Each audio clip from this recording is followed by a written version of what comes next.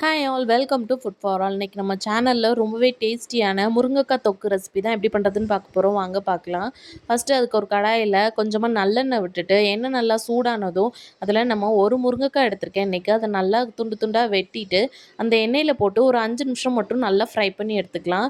இந்தளவுக்கு லைட்டாக ஃப்ரை ஆனதுக்கப்புறமா அதை ஒரு பிளேட்டில் மாற்றிட்டு அதே கடாயில் கொஞ்சம் அந்த இருக்கிற எண்ணெயில் நம்ம கடுகு தாளிச்சிக்கலாம். இந்த தொக்கு ரெசிபிக்கெலாம் கொஞ்சம் எண்ணெய் ஜாஸ்தியாக இருந்தால் தான் அது நல்லாயிருக்கும். ஒரு 4 நாள் கூட வச்சு சாப்பிட்லாம்.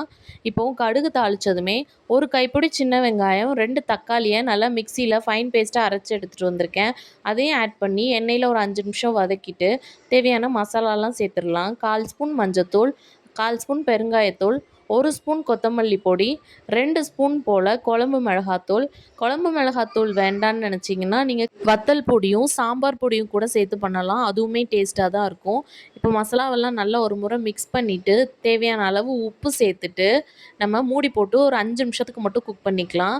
இது 5 நிமிஷத்துக்கு மூடி போட்டு வச்சதுக்கப்புறமா நம்ம ஆல்ரெடி வதக்கி வச்சுருக்க முருங்கைக்காவையும் இதில் சேர்த்துட்டு ஒரு சின்ன துண்டு அளவு புளியை கரைச்சி சேர்த்துக்கலாம். அந்த கிளிப்பிங் மிஸ் ஆயிடுச்சு. இப்போ மூடி போட்டு ஒரு 10 நிமிஷத்துக்கு மட்டும் குக் பண்ணிங்கன்னா நல்ல எண்ணெய் பிரிஞ்சு தொக்கு ரெடி ஆகிருக்கும். சூப்பர் டேஸ்டியான முருங்கைக்காய் தொக்கு ரெடி. இது நல்ல சுடு சாதத்தில் நெய் ஊற்றி பசைஞ்சு சாப்பிட்டிங்கன்னா அவ்வளோ டேஸ்ட்டாக இருக்கும். எப்படி இருக்குன்னு செஞ்சு பார்த்துட்டு மறக்காமல் கமெண்ட்ஸில் சொல்லுங்கள். நம்ம சேனலை மறக்காமல் சப்ஸ்கிரைப் பண்ணிக்கோங்க. உங்களை இன்னொரு வீடியோவில் பார்க்குறேன். பாய்.